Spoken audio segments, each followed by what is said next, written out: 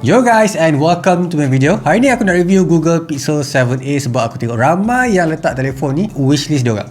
So kali ni aku akan cerita pengalaman aku pakai telefon ni yang dah dekat sebulan dah kalau tak silap. Lepas tu banyak benda aku pakai, termasuklah tak pakai casing kalau korang nak tahu.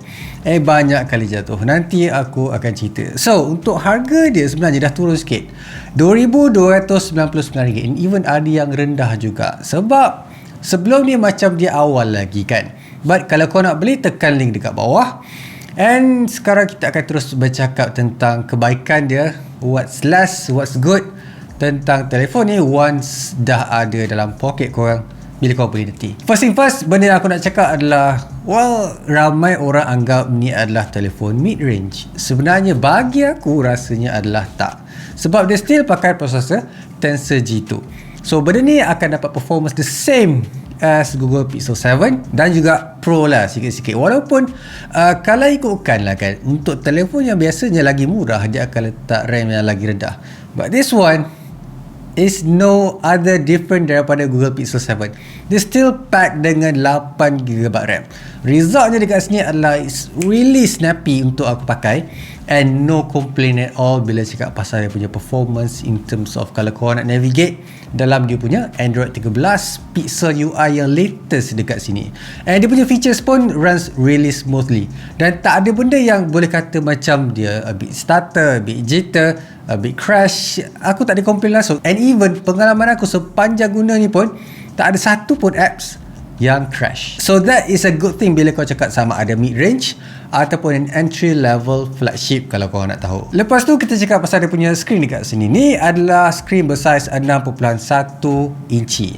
Most of you guys akan cakap macam dia tak adalah besar sangat macam 6.5. Tapi kalau kau nak tahu lah kan, 6.1 tu sebenarnya tak kecil tau. Dan aku pegang dekat tangan pun actually just nice. Kalau ikutkan lah kan, 6.1 tu memang besar lagi tau, bukan kecil. Kalau kecil adalah 6.0 ataupun ke bawah. Kalau 6.1 rasa macam familiar je dekat tangan, and tak adalah kau nak buat macam acrobatic punya style bila nak tekan dekat atas ataupun nak tarik notification center tu. Lepas tu untuk dia punya screen, yes, it's a 90Hz display. Aku no complain dekat sini sebab sebelum ni kalau ikutkan kita follow trick back lah dengan Google Pixel punya trace bila cakap pasal 90Hz display ni, dia punya display usually akan 60 by default, tapi dia akan macam naik sekejap-sekejap kalau kau buat movement yang laju. Dulunya memang kita ada komplain pasal tu, tapi kali ni Google nampak macam dah nak bagi orang experience lagi better.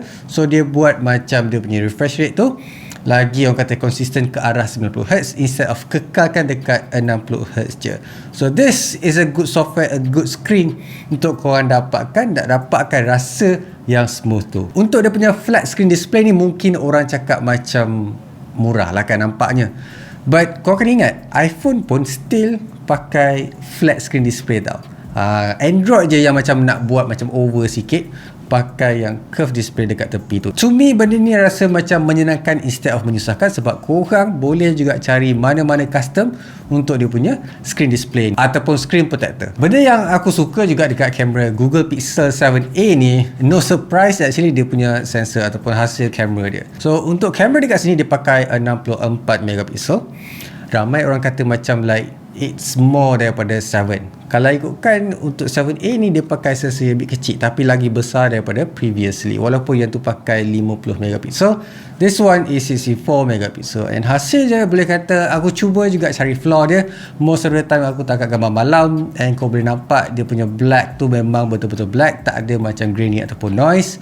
And untuk orang yang selalu nampak flare dekat Google Pixel ni, and sangat terkenal to be honest, aku tak nampak dekat sini dia macam a bit mengacau sangat, dan tak ada macam isu macam tu, ataupun tak adalah serius sangat untuk dia punya hasil gambar ataupun setup lens untuk 64 megapixel ni. And dia punya color actually sama nampak macam Google Pixel 7 and 7 Pro. Aku juga perhatikan dia punya sharpening sebab dia pakai 64 megapixel, and kata Google dia buatkan pixel binning tu buatkan gambar korang nampak sharp, at the same time tak adalah macam over sangat. Most of camera kan dia akan macam over sharpenkan gambar tu, benda tu lah yang akan buatkan gambar tu nampak tak nice. So this one, so bila korang zoom akan nampak gambar tu betul-betul soft and tak nampak macam sebuah gambar yang di over sharpenkan. Cuma ada benda yang aku nak complain dekat sini adalah dia punya kamera kadang-kadang ditangkap gambar tu a bit dark daripada yang aku suka. Lepas tu dia tak macam kamera lain which is macam terangkan sebuah benda. This one dia just bagi exposure yang betul-betul tak adalah terang sangat, at the same time tak adalah macam gelap sangat, tapi dia lebih kepada gelap tau. Untuk dia punya video by default aku akan record 4K 30fps, and disebabkan dia ada OIS juga akan buatkan video tu nampak lagi stable. So kalau kau tengok dia punya frame rate, kau tengok dia punya consistency tu, and bila orang berjalan tu akan nampak video tu nampak smooth lah. Benda tu yang aku suka. And pada masa yang sama dia tak adalah macam pergerakan ataupun perubahan setting kamera tu daripada gelap kepada terang, tak ada macam tiba-tiba. Kalau kau tengok yang iPhone akan berubah dengan secara tiba-tiba kan, unless kalau kau lock dia punya exposure. This one is not, sebab kau boleh tengok hasil video yang aku rakam dekat sini. Fingerprint scanner ni pun actually penting juga, sebab most of Google Pixel kalau ikutkan ada isu benda tu. This one rasa macam laju je, tak ada macam isu sangat pun. Mungkin sebab dia pakai optical. Mungkin optical yang sebelum ni rasa macam tak best sangat, dan lagi penting kan security, yang ni mungkin tak. But untuk dia punya face unlock pun by default korang tak digalakkan, tapi aku sentiasa guna je. But most of the time untuk dia punya apps akan lock by fingerprint scanner, bukan by face unlock. Berita baik juga dekat sini adalah dia punya Google Pay. Korang dah start boleh guna Google Pay dalam Google Pixel, yang korang tak perlu nak risaukan.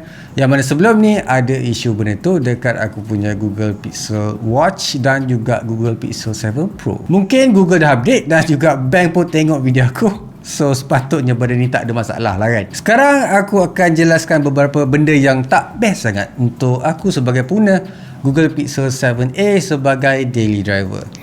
First of all, like many other Pixel yang aku pernah pakai, telefon ni ada battery life yang agak kurang menarik lah.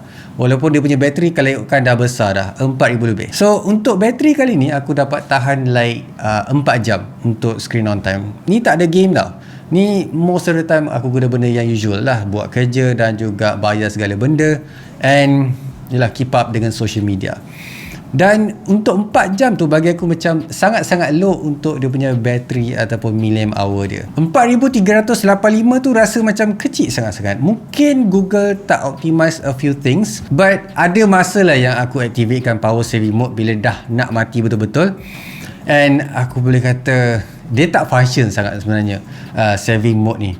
Sebab ada dua mode kalau ikutkan, yang ada ultra power saving mode dan juga power saving mode biasa je. Untuk power saving mode biasa ni dia basically stop semua background apps yang running.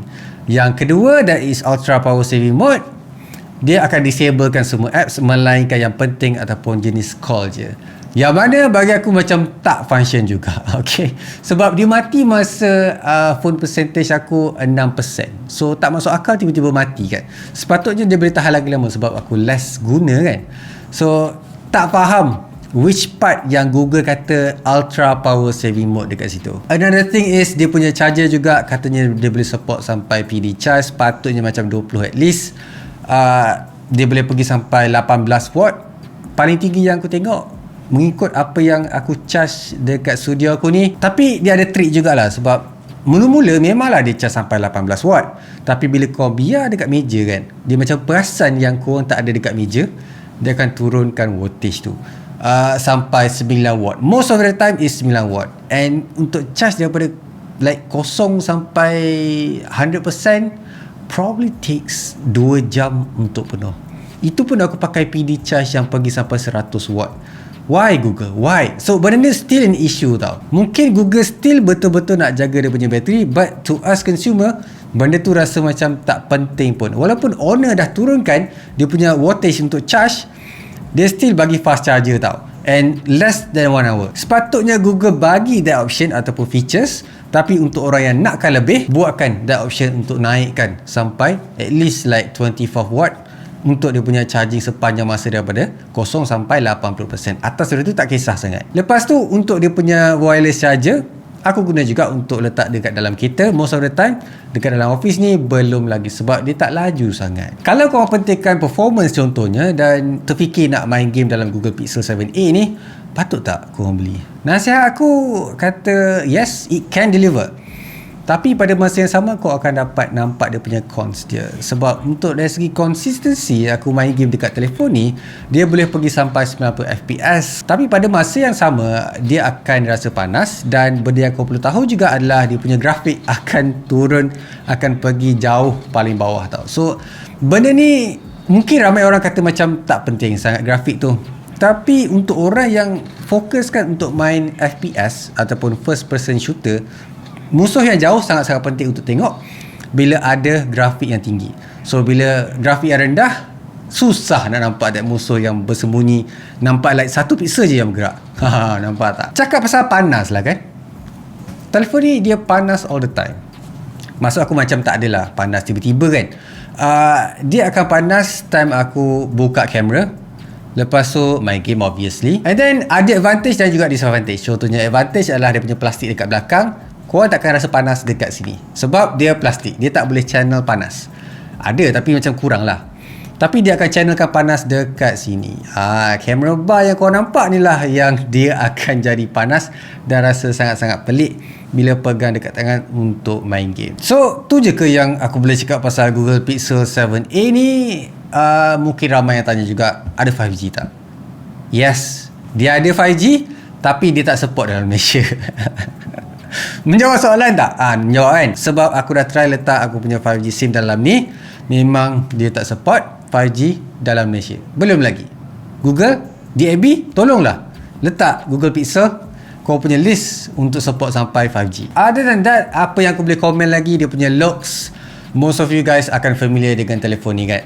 Tapi untuk mata aku, dia punya looks tu nampak macam apa tau. Kalau kau kenal The Legend of Zorro, dia pakai dekat mata tu kan, nampak macam sebiji macam Zorro kalau korang nak tahu. Tu je lah apa yang aku boleh sharekan dekat korang sepanjang aku guna Google Pixel 7a ni. Other than that, tak adalah macam masalah sangat. Screen dia still aku suka. Dia punya performance is a top notch untuk dia punya OS. Tapi kalau korang terdetik untuk buat telefon ni sebagai gaming, jangan. Dia boleh, tapi ada better option untuk korang ambil untuk harga macam ni. Dulu aku cakap macam harga dia mahal sikit kan, tapi sekarang nampak dah jual sampai RM2,299. And aku boleh kata most of mid range yang ramai orang kelaskan sebagai benda ni, this one top untuk dia punya mid range. Tapi kalau korang nak ke arah macam entry level flagship, korang takkan dapat yang lagi best daripada yang ni. Cuba bayangkan even iPhone 14 tu yang pakai prosesor yang sebelum ni pakai latest tau. Ada 90Hz, kamera pun sampai 64 megapiksel. Apa lagi yang korang nak spend harga like 3,000 lebih dekat 4,000 untuk sebuah entry level flagship. Macam biasa guys, leave a like, subscribe, so keep smiling, and I'll see you guys on my next video. Bye. We have fun Google. We have fun dengan Google Pixel 7a ni. Masa untuk pakai phone baru pula. Phone apa? Kau boleh suggest tak phone apa? Sebab aku tak sure phone mana lagi yang korang nak aku review. Bye.